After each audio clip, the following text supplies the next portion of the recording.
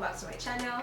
If this is your first time, my name is Tosin, and in today's video I'm going to be answering some questions that I got asked on Instagram.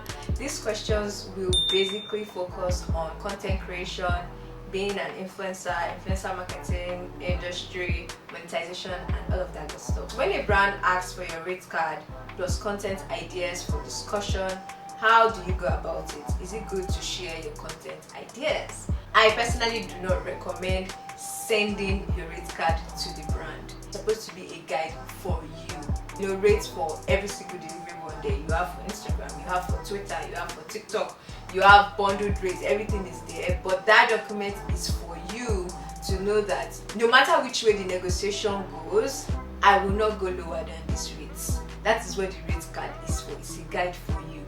So when a brand asks for your rate card, I don't give them a rate card. I ask them, what deliverables do you want? What do you want? And I will give you the rates for what you want. So if they say, oh, can you give us a rate for an Instagram reel? I'll tell them, okay, an Instagram reel is X amount of dollars. Can you give us a rate for what an Instagram reel and 2 stories would cost? Then you give them the rate for that. Do not send your rate card to them. When they ask for content ideas, I don't think it's bad to share your content ideas with the brand. Just don't go into too much detail. Like, you have like an inspo video or picture, you can share that with them as well. Really shows where your head is at, and it shows, you know, how creative you are, the kind of concepts you can come up with and things like that. So should you share your rate card with the brand? No. Should you share your rates with the brand? Yes. Should you share content ideas with the brand? Absolutely. How do you approach a brand that has used your content on their platform? They gift you products and then use the content which was not agreed upon. The agreement was, I'll tag them on my page, nothing more. Everyone has their 2 cents about this particular topic. Some people would say, oh, I posted it on my page, even though you sent me the content, I posted it on my page. Before you post it on your page, you have to pay me. Some people have that school of thoughts. Some people say, you know, you sent me the product, so feel free to post it, but you need to ask for permission from me first and tag me. You know, people have different, people say different things. I don't think there's a right or wrong answer to this, to be honest. But in my experience, most of the time when brands send me products and I review it and they want to post, they usually ask me for permission. Oh, can we repost this piece of content? And you know, I say, okay, fine, you can, especially if they are the one that sent me the product in the very first place. Like, okay, fine, you can post. However, the place where I draw the line is when they start to use the content in ads. Even though you sent me the product for free, I feel like I've already done the good work that the good Lord sent me by reviewing the product already. If you now take the product and you post it on your page, you know, maybe you asked for permission or you didn't ask for permission, you posted it on your page, fine. But now you are running the content in ads. That part, I'm gonna fight you. They are gifting you the products. I think they should ask for permission. I think it's okay if they repost the video. The only issue is if they run the content in ads. Now, this brings me to the next question that I got. This brand, a Nigerian brand by the way, lifted a reel of mine. Yes, it is their product, but they didn't gift me the product. A retailer, a skincare retailer, gifted this creator the product and posted it, and this brand posted it on their page. I was mentioned in the caption, sort of like a review. I saw it and I didn't comment, and I didn't even like the post. 2 days later, I saw that they did a sponsored ad with the post. Nigerian brands, oh, would it be wrong to demand compensation? Sis, where is your email? Where is your phone? Where is your computer? You gotta send them an email, cause they do what? They owe you money. They owe you money. You about to cash out. They owe you money, okay? That brand, first of all, you did not send this content creator the product, okay? So this is a different situation from the previous content creator. You just saw that this content creator posted about your brand. You didn't ask for permission, and then you just reposted the content. There are a lot of people that will actually send an invoice to the brand for that because you did not even send them the product in the first place. okay? And now you reposted without permission, and the content creator just, you know what, fine, just ignored you and moved on. But now you have gone ahead, okay? You have taken your two-legged Benz, and you have gone to use the content in ads. Please, the brand is gonna try to tell you, oh, we're gonna take down the ad, no problem, we're gonna take down the ad. Okay, what of the number of days that you have been using to run the ad? That one will come. That one will come. Who's gonna pay for that? So, my sister, this is what you're gonna do. You're gonna pick up your laptop and you're gonna write an email to the brand stating that you did not grant anybody on their team the permission to use your content, and they have also gone ahead to use your content in ads. Therefore, you have attached your invoice to the email for the payment of using your content, for usage rights for using your content in ads. Shikena. They're going to try to fight it. They're going to try to tell you, oh no, we are so sorry, it's an oversight, we're going to take down the video, not to worry. Don't agree. Write it there that even though they take down the video has been running for a couple of days, hence they need to pay up for those number of days that the content has been up for. Follow up, you have to follow up. This is it's not a small battle. This is a serious battle, because even international brands do it. I've had a lot of content creators reach out to me that I know, American brands, Canadian brands, a lot of brands do it. Okay, so this is not a small battle. You gotta be ready to fight. Now they are going to try to like bobo you and do all of that. To get to the stage where you may have to threaten them with a lawyer that, you know what, I'm going to send you an email from my lawyer because this is intellectual property. This is work that I'm doing that you are not paying me for. Okay, so that's the route you need to go. Let me know how it goes, because this is something I'm interested in. Do not be tempted to call them out, at least not yet, until you have tried all the tricks in the book and it does not work. Then if you decide that, you know what, I never want to have anything to do with this brand anyway, then maybe go that route. But calling them out on social media has to be your absolute last resort. It should never be your first. Okay, how do you build engagement as a non-lifestyle content creator? See, to be honest, you're just gonna try everything. Okay, you're gonna try everything. First of all, do you reply comments? I asked, do you reply comments? Because I see a lot of content creators don't reply comments. Yes, you've gotten 15 comments on this video. Why are you not replying? Your reply also counts as engagement.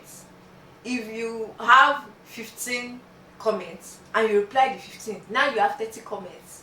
So, are you replying comments? If it's on your stories, are you using polls? Are you using stickers? Are you asking engaging questions? In your content, at the end of your caption, especially on Instagram, are you leaving a question for people to answer in the comments? Because sometimes people love your content, but they don't know what to comment. They don't know what to write in the comment section. That's it. To be honest, engagement just means you interacting with your audience. And if it has to do with shares and saves, actually ask them to share and save the video. I know a lot of people say, oh, create shareable content, people will share the content, which to an extent is true. If you share a piece of content that resonates with people, they are more likely to share it on their own without being told. But sometimes people forget to actually share. They forget to save, they forget to like, they forget to comment. I'm not joking, because I've actually seen it in person, where people are scrolling through Instagram, they like the content, they are even calling their friends, come and watch. They've watched the video like 15 times, and then they scroll past. They did not remember to like, they didn't remember to comment, they didn't remember to do all of that. So sometimes you just have to spell it out. So when YouTubers are saying please like, share and subscribe, it's not because they just want to be saying it, it's because they know that you people that are watching the video will forget. And on that note, like, share and subscribe to this video, okay, and comment too. Thank you. So next question, how do you get UGC and influencing gigs? Influencing gigs comes with time, if you just started last week or you just started a year ago and you still are not getting brand deals, it just takes some time. To be honest, it just takes some time, and everybody's case is peculiar. So if I can look at your page, sometimes I can figure out why you're not getting brand deals, but sometimes it's not that simple. Usually the number one reason is the brands just don't know you exist. Sometimes they just don't know you exist. The agencies do not know you exist. So what do? You reach out. You do the reaching out. Reach out to brands, reach out to agencies, introduce yourself, show them some of the content that you have done, and propose a collaboration. Sometimes they are reaching out to you for gifted collaborations, but you are not going the extra mile to ask for money. So what do you do about that? Turning gifted to paid. When they reach out to you and say, oh, we want to collaborate with you, blah blah blah blah blah, you tell them, oh, that's great, I absolutely love the product, blah blah blah, especially if you've used the product before. Right now I'm prioritizing paid collaborations. Do you have a budget for this collaboration? Now there's also a whole lot that has to happen before you have the girls to be asking for money. How long have you been creating content? The quality of the content that you're creating. How many followers do you have? As sad as it sounds, and I know we always say that you don't have to have a ton of followers before you can make money from content, which is absolutely true, but something has to give. Okay, you either have great content or have a lot of followers, or you have great content and a lot of followers. You have to have one of the things in the equation.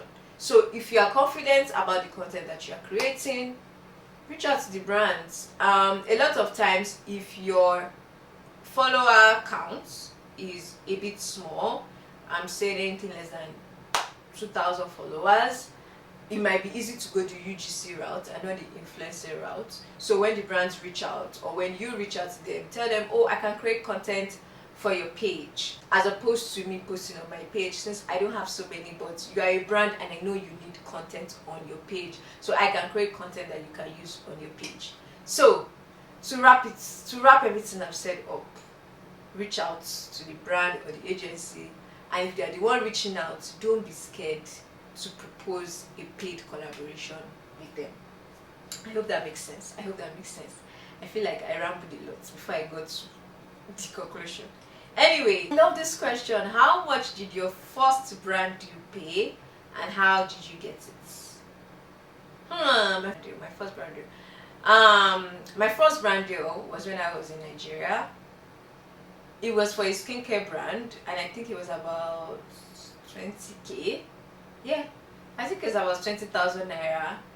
And it was for an organic skincare brand. Okay. So when I'm shouting now about organic, it's because I've been there, done that. I think it was for a carrot soap, if I can remember correctly. I don't remember the name of the brand.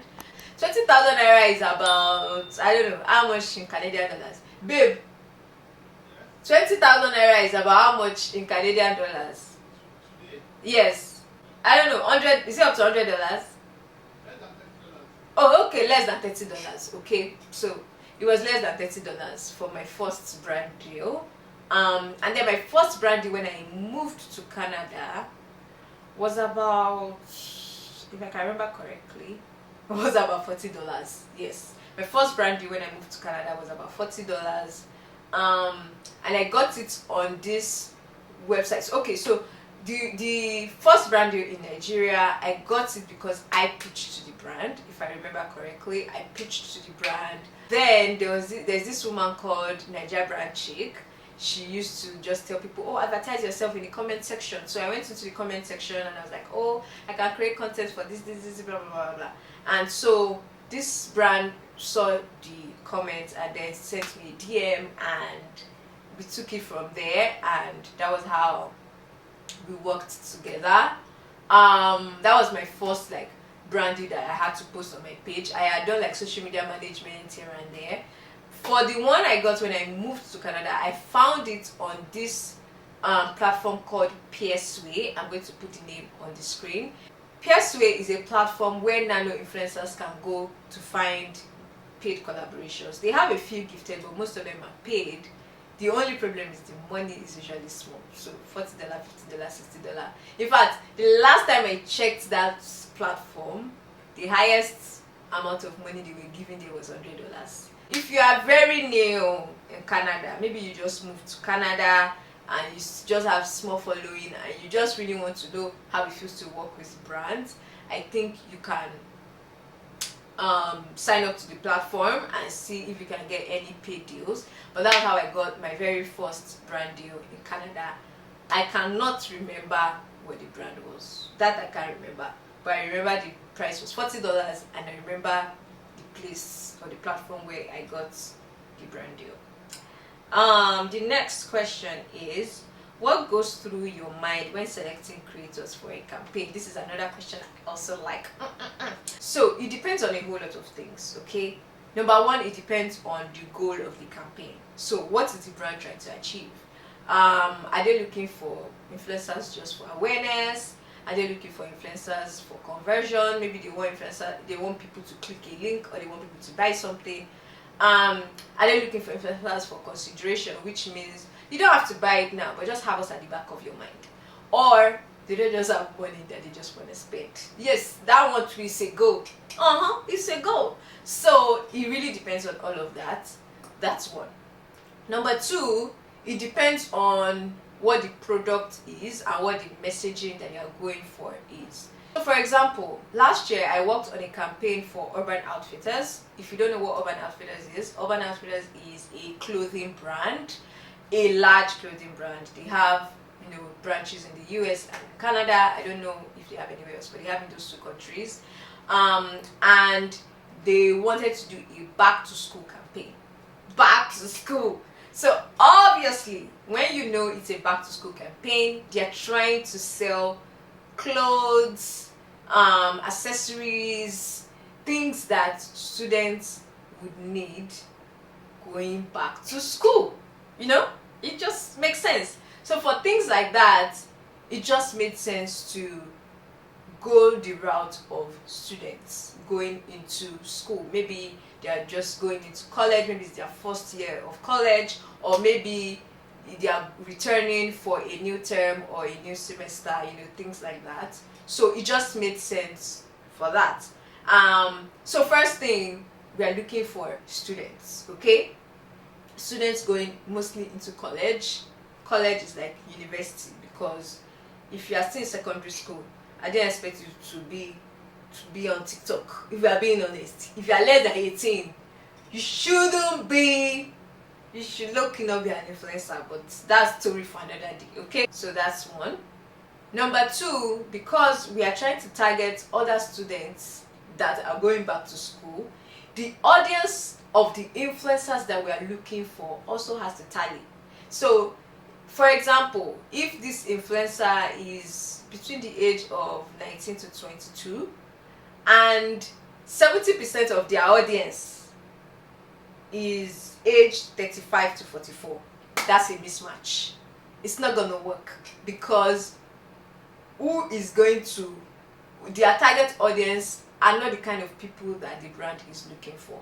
I mean, you can argue that, oh yes, if you are 30 years old, you are a decision maker, but how many 30-year-olds have a child that is 18-year-old? Are you seeing the logic? What is the lifestyle, or what stage in life is the influencer in? The influencer is a student. Number two, their audience, how old are they? Do they fit into the age that we are looking for? Number three, the audience of that influencer, where are they? I mentioned Urban Outfitters is in the US and is in Canada. If 70% of this influencer's audience are based in Cotonou, is that not a waste of money? Now you see where we are going with this. So the audience has to match, both in age, both in demographic, country. What country are they in? They have to be in a country where the product is available, because if we are contracting you, we want to make sure that we are not wasting our money, right? Look at the kind of content that they create. Yes, you might fit into the age, yes, you might be a student, but if your followers don't even know that you're a student, then where is the organic fit, if that makes sense? It has to fit into the kind of content that you're already creating. What's the quality of the content that you're creating? Are you using iPhone 2 to create this content? I mean, I have nothing against you if you're using iPhone 2, but the content has to be good.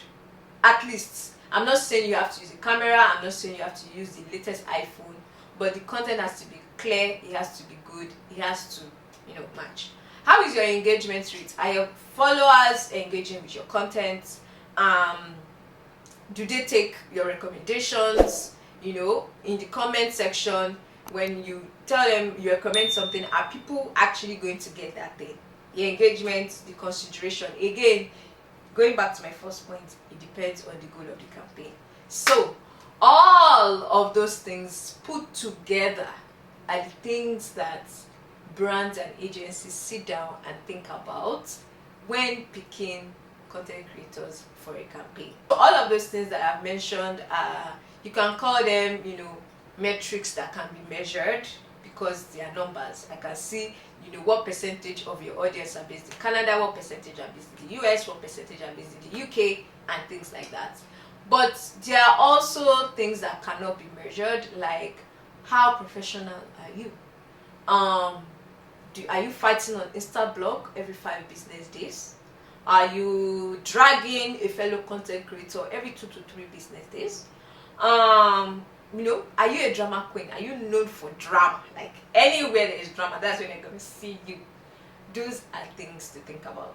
Also, when replying emails, how professional are you?